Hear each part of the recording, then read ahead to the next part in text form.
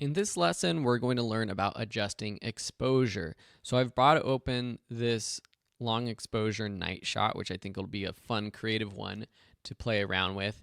In most editing applications, there will be multiple ways to adjust the exposure of an image, sometimes with sliders, sometimes with a curve tool, sometimes with what's called levels. With Lightroom, the easiest way is under these basic adjustments with this group of adjustments.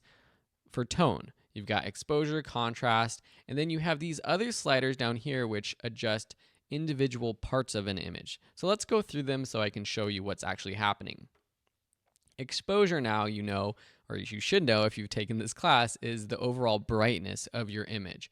So by dragging to the right, you're going to make all areas of the image brighter. Dragging to the left will make all images darker. So everything from the darks to the highlights. And I love Lightroom because there's this great histogram at the top that you can see. Remember when we learned about histograms? On the left, you have the blacks going into the shadows, into the mids.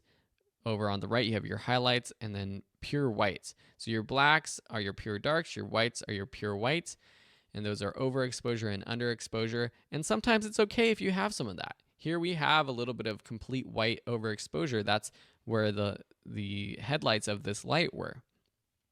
So if we adjust the entire exposure, everything moves to the left or to the right. Double clicking to reset that. I'm going to skip contrast for now. With highlights, shadows, whites, and blacks, we can adjust individual parts of our image. So if we just want to adjust the highlights, so this area up here, we can use this slider to bring down. And you can see in our image that it's bringing down and bringing back some of the information of the road down below our light streak. If we want to adjust the shadow, maybe bring up some of the shadows so that we get more information in these trees, then we can bring that up. Blacks are the darker parts, even darker than the shadows, and whites are the pure whites, brighter than the highlights. And that might be some of these stars, and you can bring those up or bring those down. Contrast is something we've probably covered in this class before too, but basically what that is the ratio between the darks and the brights. So a very contrasty image will have very dark darks and very bright brights. So if I increase the contrast slider, you can see, and looking at the histogram is a good option, you can see that the darks and the darks kind of spread out. Whereas if we drag this to the left, everything comes into the middle, becoming less contrasty. Everything is more along the mid-range of exposure. So that's what contrast is. And generally, when you're editing raw photos that come in sort of flat and not contrasty, you want to add contrast. We've already done that though a little bit by bringing down the blacks and bringing up the whites. We added contrast. If we want to make it even more crazy, we'd actually bring down the shadows and bring up the highlights. This is super duper extremely crazy contrasty. And you can see here in the histogram, it's all blacks and all whites basically. So let's go back to resetting everything. And with this image, what would we actually want to do? Well, I think basically what we did. We want to bring down the highlights so we get more of that information down under the street. I don't necessarily need to bring up the shadows. I might actually bring down the shadows a little bit, make the sky a little bit more punchy. The blacks, I might bring down a little bit as well. The whites, I might bring down a little bit as well. So I'm actually bringing everything down quite a bit. When I do that, maybe I'll bring up the shadows just a little bit. So that's looking like a better exposure for the style I'm going for this photo. Now, let me bring in this photo right here, which was one of our examples.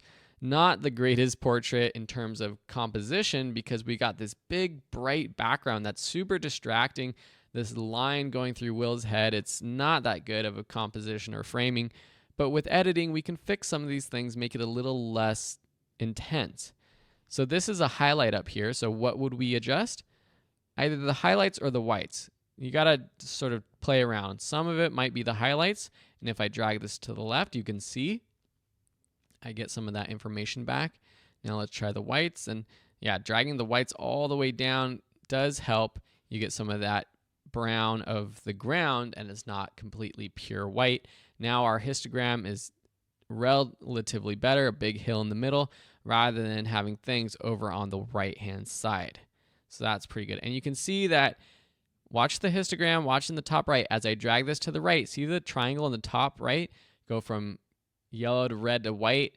When it says red, it's like warning you, like, hey, you're about to get too overexposed part of your image. If it's in the white, it just means that there's a lot that's already overexposed. So generally, you don't necessarily want it hitting the white, maybe part of the red. But for this image, we want that part to be exposed a little bit more properly. And so that's why I would bring down the whites there. So that's how you adjust the exposure in Lightroom Classic CC.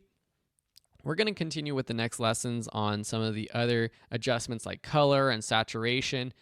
At the end of this section, or after the saving and export lesson, we're going to walk through some complete edits, and I'll show you more of what I would actually do while I edit an entire photo, which might be good. These lessons are more for you to just learn, here's how you do it, and then later on we'll put it into practice in one whole demonstration.